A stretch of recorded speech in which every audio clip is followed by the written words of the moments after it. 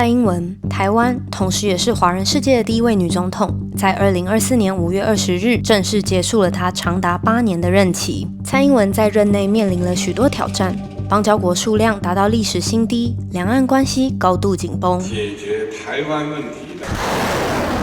却也透过同志婚姻合法化，疫情期间的台湾 Can Help 将台湾推入国际视野当中。蔡英文在第2任期的当选演说中曾经说过，一定会留下一个更好的国家给你们。对此，台湾人又是怎么想的？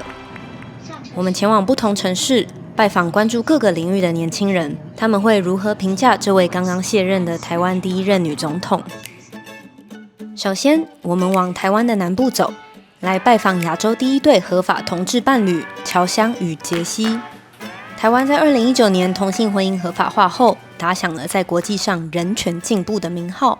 同时也让蔡英文在 LGBTQ 族群收获了许多认同。我本来就是英粉，所以还没过的时候我就对他很加分了，所以我还好。但是过的时候会觉得说啊，真的投你真的是太值得了。我会觉得他很有魄力，他硬要让他过。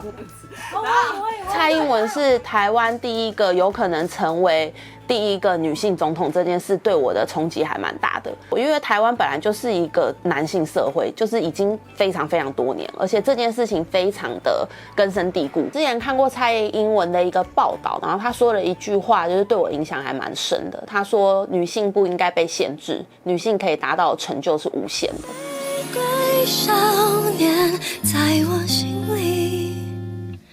绽放着鲜艳的传奇。虽然说在蔡英文任内 ，LGBTQ 的多元发展为台湾在国际社会取得了正面评价，也要谢谢你为这个国家的贡献，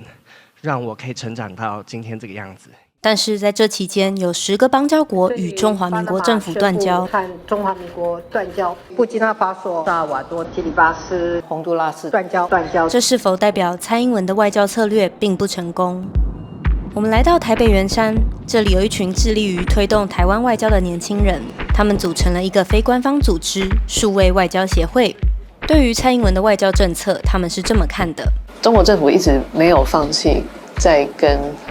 我们的邦交国就是协议说要就是转跟中国建交。其实这几年来台湾的外国访团数量是大增的，就是过去3年多来，大概有1000多个外国访团。实质的影响可能产业上的比较多，就他们会来签一些产业合作的 MOU。比较具体的可能就是像教育上的合作。台湾的政府在疫情期间是对于我们在推动外交跟推动这个公卫议题上来讲都是蛮有帮助，都会拉这个民主同盟。那这个民主同盟其实也在台湾 Can Help 的这个 slogan 底下，其实也慢慢的变得越来越茁壮。在被中国有点压制的状况下，就是政府还是要积极的去寻找其他的活路嘛。其实，在过去的政府就有喊出新南向政策，只是到了就是蔡英文上台之后，才比较喊出就是以人为本，然后双向交流这个口号。那其实就是在推动这个新南向政策以来，我们可以发现说，就是在街头，台湾的街头可以很常看到，比较容易看到就是东南亚的旅客。会有很多的期待啦，对民间的宣传或是沟通可以更加的透明，期望他们对于政策研究的投资可以再多一些。两岸关系在2022年裴洛西来台后变得高度紧张，距离美国军方再三提醒的中国2027攻台论剩下不到4年。对此，蔡英文在国防上做了什么准备？自媒体 IDF 金国号负责人王少祥，这位长期在国军现场进行观察的年轻人，又是怎么看待蔡英文的8年国防改革？其实做得好的地方，包含说他推动了国机国造，国建国造，还有新式各装的换发。因为这是在以前马英九时代，其实就他可能才刚开始，或者是说没有去做的地方，做的不好的地方其实也不少。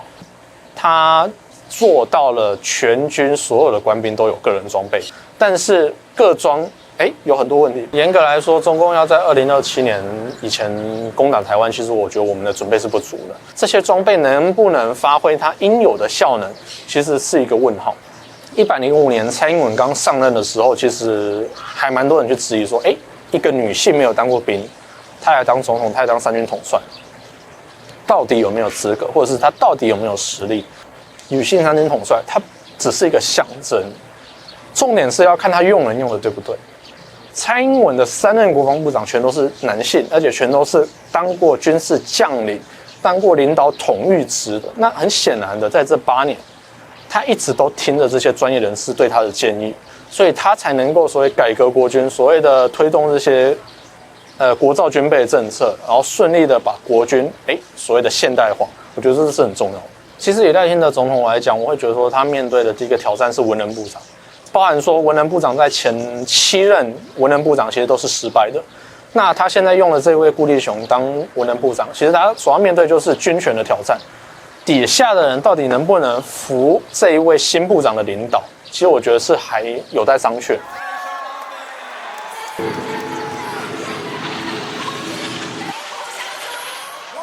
2024年5月20日，台湾第一位女总统蔡英文正式卸任，交棒给赖清德，延续民进党执政。当地媒体民调可以看出，民众对卸任的蔡英文相较前2任总统都更加正面。接棒的赖清德面对来自内外的挑战，要怎么延续蔡英文路线？可以肯定的是，蔡英文作为一位女性或是政治人物，都为台湾创下许多先例。无论在台湾政治或是民众心中，她将有独特的历史定位。